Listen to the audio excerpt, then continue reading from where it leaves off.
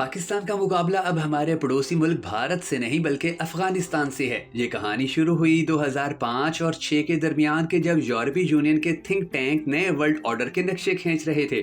उस नक्शे में दो मुल्क सबसे अहम बताए गए थे। उनमें से एक मुल्क का नाम चीन और दूसरे का नाम भारत था। सन 2007 में जर्मन दारुल हुकूमत बर्लिन में एक थिंक टैंक की ब्रीफिंग हुई थी।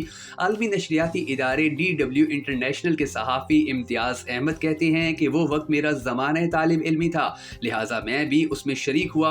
उस ब्रीफिंग में बताया गया कि भारत की ज़्यादा आबादी और बड़ी जिसामत उसकी सबसे बड़ी ताकत है। भारत अब सिर्फ योगा और रूहानियत की वजह से ही नहीं बल्कि मुआशी हवाले से भी पूरी दुनिया के लिए बाइस कशिश है। ऊपर से कम्युनिज्म की मुखालफत की वजह से यूरोपीय मुल्कों का फितरी झुकाव भी भारत के साथ ही बनता है। लेकिन ये भी एक हकीकत है कि दुनिया को चीन के साथ भी चलना होगा, और अगर कोई मुल्क ना भी चलना चाहे तो भी उसे मजबूरी में चीन के साथ चलना होगा, क्योंकि चीन की मार्केट बहुत तेजी से तरक्की कर रही है। तकरीबन सन 2000 तक यूरोपीय मुल्कों की पॉलिसी यही थी कि इस खित्ते में पाकिस्तान और भारत के साथ बराबर सलूक किया जाए। ये दोनों मुल्क एक साथ आजाद हुए थे, ये एक दूसरे के दुश्मन भी थे और फिर दोनों मुल्कों के मसाइल भी बराबर थे। जर्मनी जैसे मुल्कों ने भी 50 और 60 की दहाई में तकरीबन एक जैसे इमदादी पैकेज ही दोनों मुल्कों को दिए थे। उस जमाने हमेशा ख्याल रखा गया कि भारत के साथ जो भी मुआहिदा हो पाकिस्तान उससे नाराज ना हो, या फिर मुआहिदे तय करने के अमल में किसी हद तक पाकिस्तान को भी शामिल रखा गया।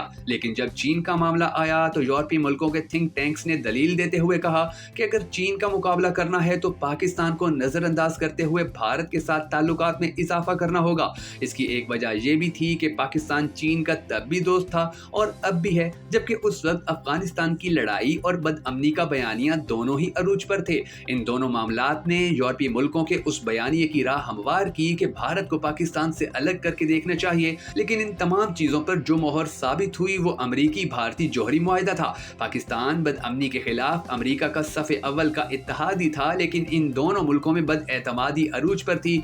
ओबामा इंतजामिया से जब पूछा गया कि आप पाकिस्तान को कैसे नजरअंदाज करते हुए भारत के साथ ये अहम स्ट्रेटेजिक मुआहिदा कर सकते हैं, तो जवाब में कहा गया कि आप खुद ही तो कहते थे कि पाकिस्तान को भारत के साथ एक जैसी पॉलिसी में ना रखें।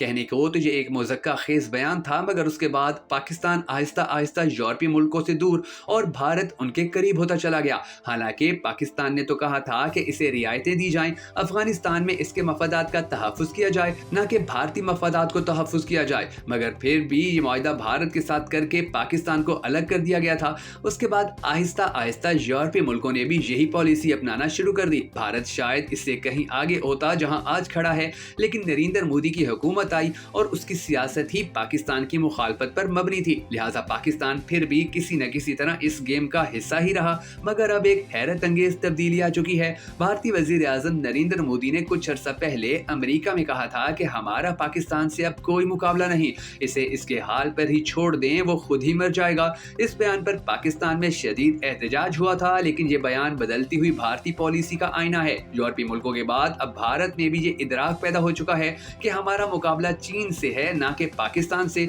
आप देखेंगे कि वक्त के साथ साथ इस शऊर में मजीद इजाफा होता चला जाएगा। भारत में बैनुल अक़वामी सरमायाकारी आ रही है, दुनिया की बड़ी बड़ी टेक्नोलॉजी कंपनियां वहां कदम रख रही हैं, भारत चांद पर कमंद डाल रहा है और पाकिस्तान में बैठे लोग भी भारत को इस बात पर मुबारकबाद दे रहे हैं। यानी अवामी सतह पर भी कबूलियत आई है कि भारत आगे निकल गया है। जिस भारत की GDP सन 2000 में तकरीबन $470 बिलियन थी, सन 2023 में वही GDP $3.76 ट्रिलियन हो चुकी है। आज से 5 साल पहले की बात करें तो पाकिस्तानी वजारत खारजा और फौज के बयानात अक्सर भारत मुखालिफ होते थे, जबकि भारत की तरफ से भी जवाब आता था। लेकिन अब सूरत हाल तब्दील हो चुकी है। पाकिस्तानी फौज और वजारत खारजा के बयानात अब अफगानिस्तान के खिलाफ होते हैं और जवाब भी उधर से ही आते हैं। आपको ये भी देखना चाहिए कि एक अरसे से भारत के पाकिस्तान मुखालिफ बयानात में बतदरीज कमी आ रही है। इसका मतलब ये है कि अब आप अफगानिस्तान के साथ इंगेज रहेंगे, न कि भारत के साथ। ये है वो पॉलिसी की तब्दीली कि जो पिछले 10 सालों में आई और जिसका पाकिस्तानी पॉलिसी साजों को एहसास भी नहीं हुआ।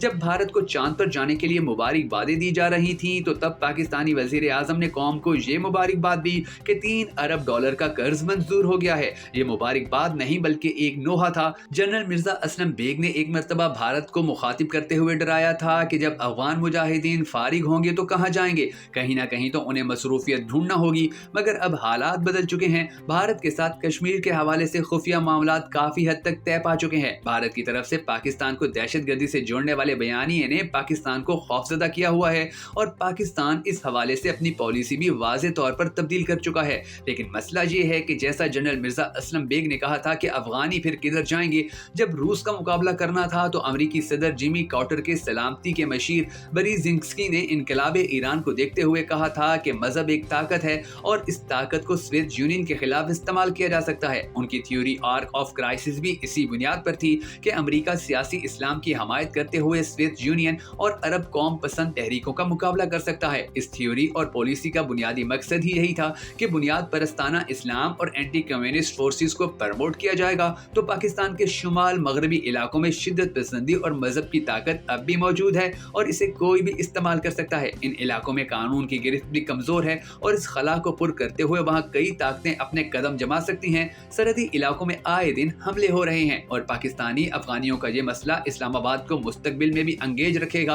अफगानिस्तान की तरफ से ये सरहदी इलाके अफगानियों के भी मुकम्मल कंट्रोल में नहीं, लेकिन इस्लामाबाद जवाबदेह काबिल हुकूमत को ही बनाएगा। पाकिस्तान के अफगानिस्तान मुखालिफ बयानात में इजाफा होता चला जाएगा और इस तरह हालात कशीदा तर हो सकते हैं। अफगानिस्तान में पाकिस्तान के खिलाफ नफरत भी मौजूद है और सरहदी इलाकों में पाकिस्तान मुखालिफ अफगानी और असलहा भी। पाकिस्तान को इस मसले से जान छुड़ाते हुए भी कई साल लगेंगे और तब तक भारत मजीद कई तरक्याती प्रोग्राम शुरू कर चुका होगा।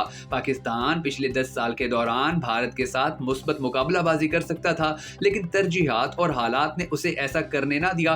पाकिस्तान आज तक सियासी अदम इस्तेहकाम का शिकार है। इलेक्शन के बावजूद मुल्की सियासत गैर यकीनी का शिकार है। अब माजी की पॉलिसियों का खुमियाजा भुगतने का वक्त है। पाकिस्तान को जल्द अज जल्द इन पुराने मसाइल से निपटना होगा, इन्हें समेटना होगा, मुल्क में सियासी इस्तेहकाम लाना होगा और फिर ये भी देखना होगा कि पाकिस्तान भारत से कितना पीछे रह गया है। अल्लाह से दुआ है कि अल्लाह हमारे पॉलिसी साजों को ये तौफीक दे कि वो नफरत के बजाय तामीर और तरक्की की सियासत का रास्ता अपनाएं ताकि मसाइल में घिरा पाकिस्तान अपने पड़ोसी मुल्क भारत का टेक्नोलॉजी और तरक्की में मुकाबला कर सके। अगर आप भी हम सब के साथ मिलकर होने वाली इस दुआ में शामिल होना चाहें तो कमेंट सेक्शन में आमीन जरूर लिख दीजिएगा। और अगर आपको भखर नेटवर्क वीडियोस की ये वीडियो पसंद आई हो तो हमें सपोर्ट करने के लिए इस वीडियो को लाइक और शेयर जरूर कर दीजिएगा।